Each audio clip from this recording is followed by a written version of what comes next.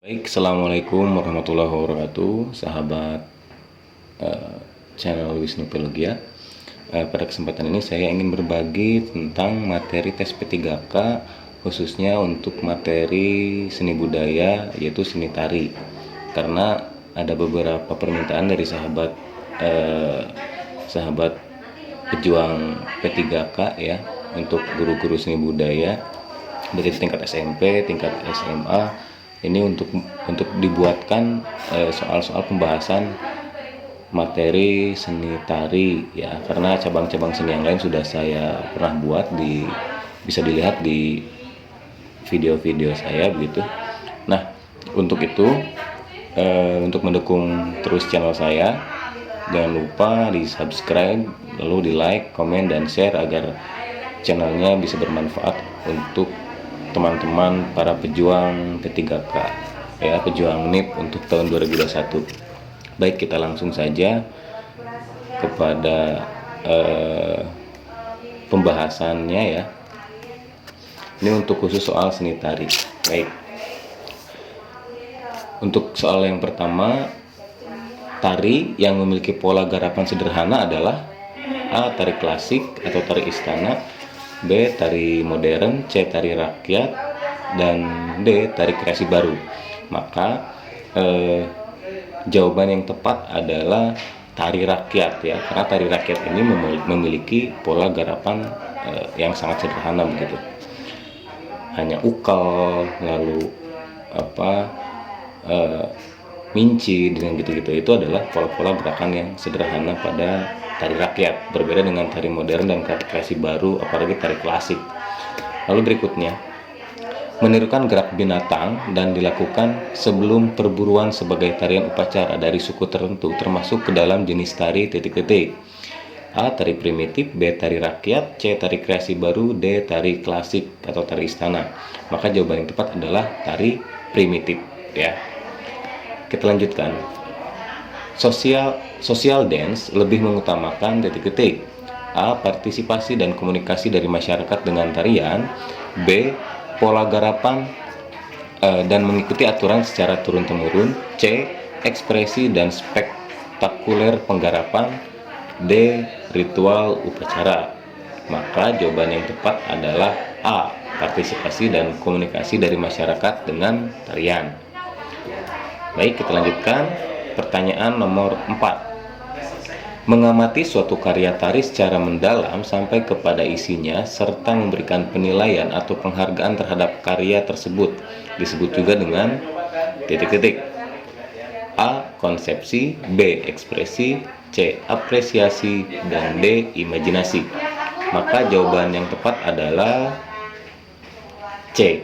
Apresiasi ya, mengamati atau mengapresiasi gitu ya. Kegiatan mengamati artinya begitu.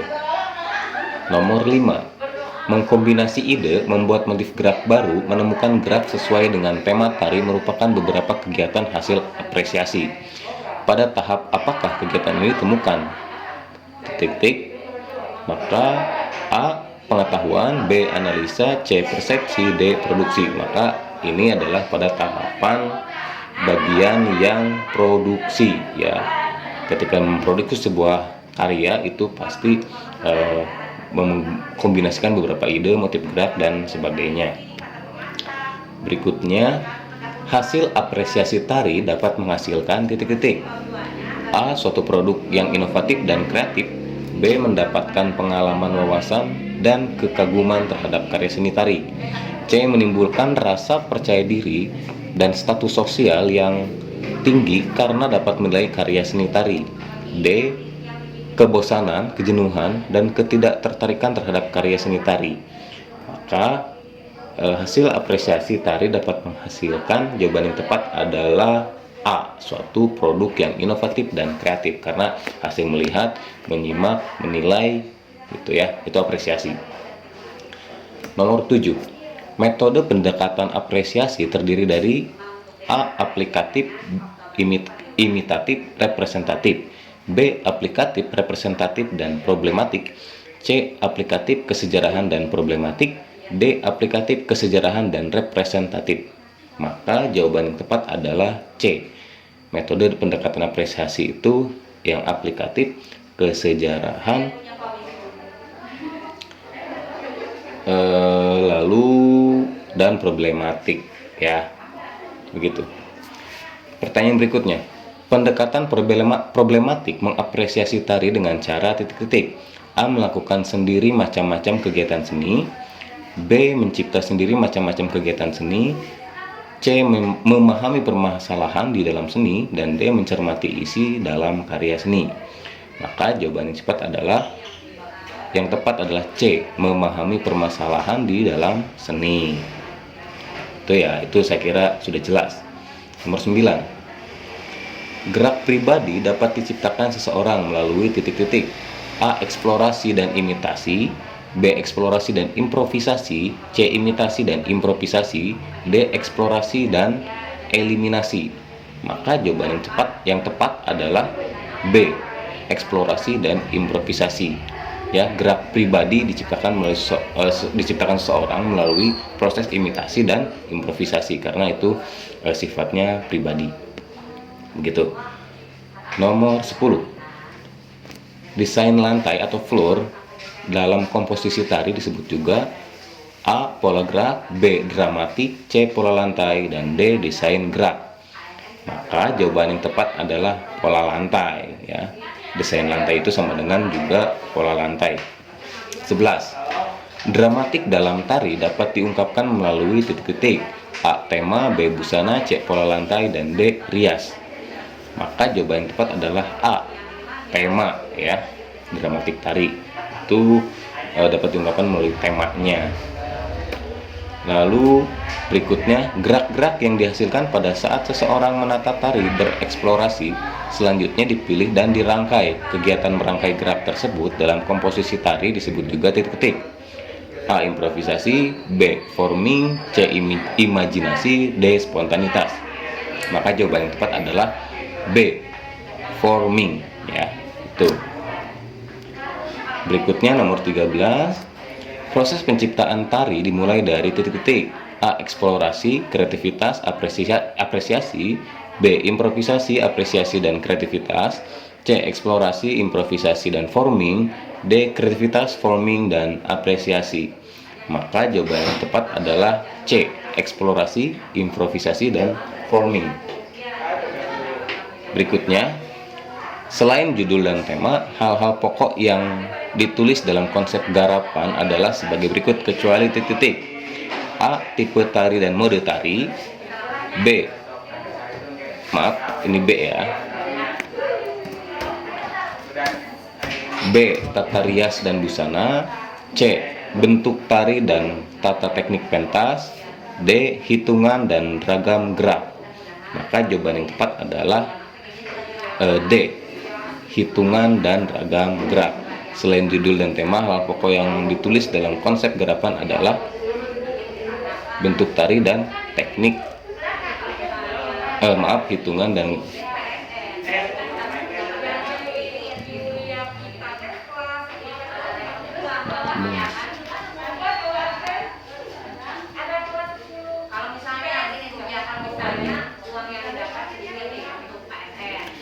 Selain judul dan tema, hal-hal pokok yang ditulis dalam konsep garapan adalah sebagai berikut kecuali ya. A. Tipe tari dan mode tari.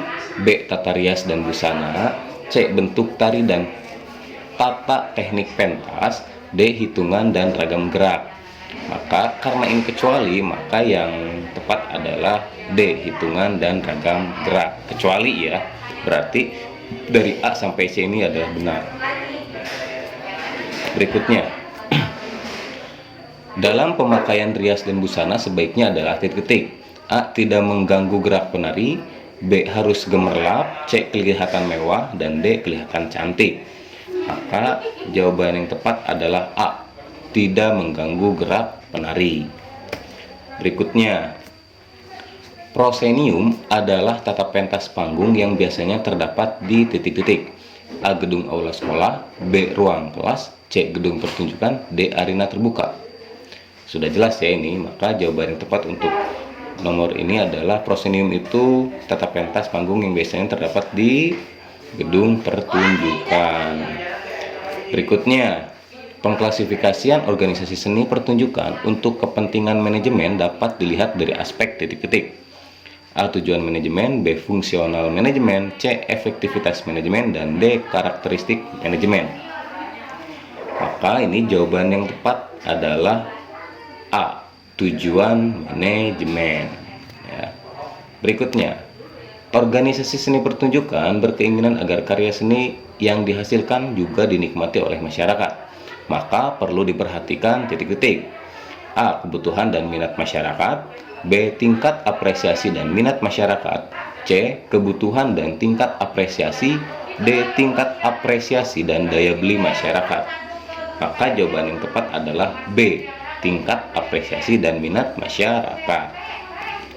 Baik, berikutnya, faktor-faktor yang mempengaruhi kondisi dan perkembangan seni pertunjukan yang kemudian berpengaruh pada kondisi dan perkembangan organisasi seni pertunjukan adalah faktor titik-titik. Ingat ya, faktor yang mempengaruhi kondisi dan perkembangan seni pertunjukan. A. Penyelenggara, penonton, dan materi karya seni. B. Penonton, sponsor, organisasi seni pertunjukan. C. Faktor sosial masyarakat dan perkembangan teknologi. D. Semua benar. Maka jawaban yang tepat adalah C. Faktor sosial masyarakat dan perkembangan teknologi. Itu sangat mempengaruhi kondisi dan perkembangan seni pertunjukan ya. Berikutnya, ini soal terakhir. Jadi saya buat 20 soal saja ya untuk proses pembelajarannya. Oke, nomor 20. Karya seni yang dipergelarkan dapat memberikan nilai-nilai ajaran atau pendidikan kepada warga masyarakat yang menontonnya merupakan fungsi titik-titik. A. Prestasi, B. Apresiasi, C. Edukasi, dan D. Rekreasi. Maka jawaban yang tepat adalah C, itu edukasi. Ya, itu sudah jelas, karya seni diperlukan dapat memberikan nilai-nilai ajaran ya, ajaran pendidikan. Maka jelas untuk fungsinya itu untuk edukasi. Baik, teman-teman, untuk materi berikutnya nanti akan saya share kembali.